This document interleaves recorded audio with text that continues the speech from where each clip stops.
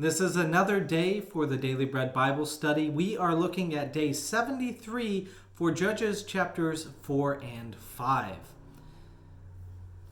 For Judges 4, again, the Israelites fall back into their pattern of worshiping other gods. In Judges 4, verse 1, the Israelites again did what was evil in the sight of the Lord after Ehud died. So the Lord sold them into the hand of King Jabin of Canaan, who reigned in Hazor. The commander of his army was Sisera. This time the cruel oppression lasts for 20 years, up from the 18 years mentioned last time. Deborah and Barak are mentioned in the heading of this section, yet another will be the actual hands of God's work.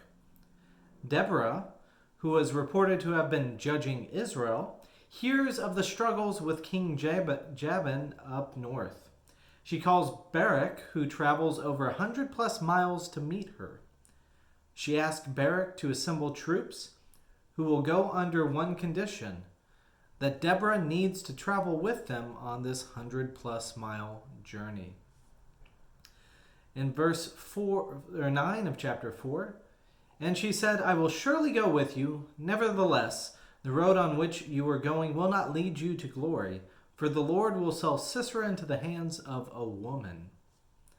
At this point, it sounds like Deborah will be the woman hero. Yet, the connections of Hobab and Jethro, which is Moses' father-in-law, they will be the hand that will eventually stop Sisera. So Deborah encourages Barak. Then Deborah said to Barak, Up, for this is the day on which the Lord has given Sisera into your hand.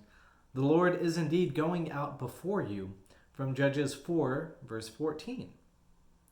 Barak's army defeats Sisera's, and the desperate commander seeks refuge amongst Hobab's descendants. There is a woman named Jael, wife of Heber the Kenite, and he meets Sisera and invites him to take refuge in her tent. Now while he is asleep, Jael kills him.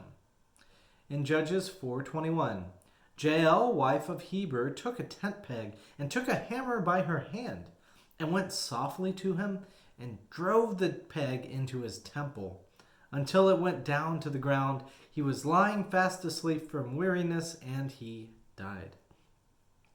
The main message of the story is less about the violence and more about God's deliverance.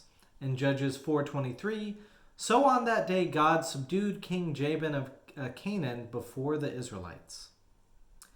Moving on to Judges chapter 5, it's a bit of poetry, likely a song, describing the events against King Jabin's forces. In verses 6 and 7, it references Shemgar, Jael, and Deborah as strong figures of God's deliverance. In the days of Shemgar, son of Anath, in the days of Jael, caravans ceased and travelers kept to the byways. The peasantry prospered in Israel. They grew fat on plunder because you arose, Deborah, arose as a mother in Israel. Another thing to note, not all tribes came to fight here.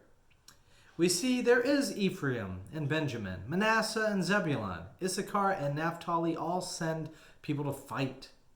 But the tribes of Reuben, Dan, and Asher do not.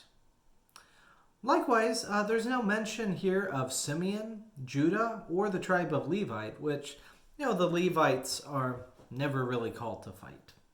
They're just the priests. So like the Battle of Exodus at the Red or Sea of Reeds, God apparently sends rain or water to sweep away God's enemies.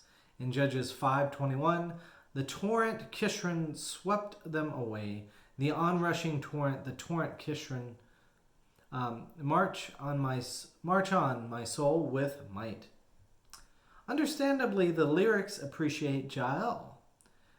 In Judges 5:24, calling her most blessed of women be Jael. And then we close out Judges 5:31 with, So perish all your enemies, O Lord, but may your friends be like the sun as it rises in its might. And the land had rest for 40 years. So here ends our section of the Daily Bread Bible Study. I look forward to discussing more of the book of Judges with you next time.